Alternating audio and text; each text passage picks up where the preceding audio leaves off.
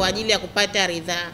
Kwa hiyo kifaa chako chochote ambacho utakuwa umekikusudia kukichapisha na kukibandika kwa ajili ya uchaguzi, utatakiwa ukiwasilishe tume ili kipate ridhaa kama kinastahili, kimekidhi vigezo na masharti kulingana na sheria na kanuni za Tume ya Uchaguzi ya Zanzibar. Tayari. Kwa hiyo kama sisi wadau tunatakiwa tujitambue hilo kabla ya wagombea wetu kuchapisha au kutaka kubandika vifaa vyote au mabango kwa ajili ya kuendesha kampeni. Lazima vifaa hivyo vipelekwe katika ofisi za Tume ya Uchaguzi kwa ajili ya kupata ridhaa.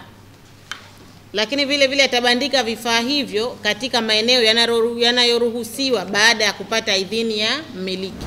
Kutokana na agizo la Tume ya Uchaguzi ya Zanzibar ZEC kuwataka wagombea kuchapisha na kubandika vifaa vyenye sifa na vigezo kwa wagombea kubandika vifaa vyao vya picha na kutumika katika maeneo ambayo yamepata ridhaa ya mmiliki wa nyumba ama sehemu ambayo sio ya serikali. Agizo hilo la Tume ya Uchaguzi limempelekea mgombea uwakilishi jimbo la Tunguu Simai Mohamed Saidi kuleta ubunifu wa ubandikaji wa picha katika nyumba yake, na hapa anaelezea wazo lake la ubunifu huu. Asalamu alaikum. Kwa jina naitwa Simai Mohamed Said, ni mgombea wa nafasi ya uwakilishi jimbo la Tunguu.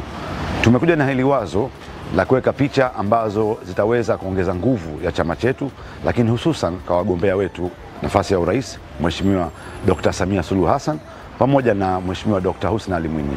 Na ukiangalia picha hizi zina mvuto wa kipekee. Kwa mfano utapomzungumzia mama unapoangalia picha yake unapata ile maudhui na ladha kwamba kweli ni mama, lakini pia ni mtu ambaye mwenye huruma. Hal kadhalika unapoangalia picha ya Mheshimiwa Dr. Hussein Ali Mwinyi kwamba yeye picha yake unaiona kabisa ni kwamba ni picha ambayo ni mtu ambaye anachanganyika na watu, lakini kwa lugha nyepesi tunasema kwamba anafikika. Tunapozungumzia picha hizi ni picha ambazo zinaongeza nguvu kwa ajili ya chama chetu, lakini pia katika kampeni ambazo Mheshimiwa Dr. Hussein Ali Mwinyi ameahidi kwamba sisi tutafanya kampeni za aina yake, lakini pia kampeni za kiustaarabu, lakini zenye mvuto katika kuwashawishi wale ambao bado hawajafanya maamuzi, lakini pia kuongeza nguvu kwa wanachama wetu wa Chama cha Mapinduzi.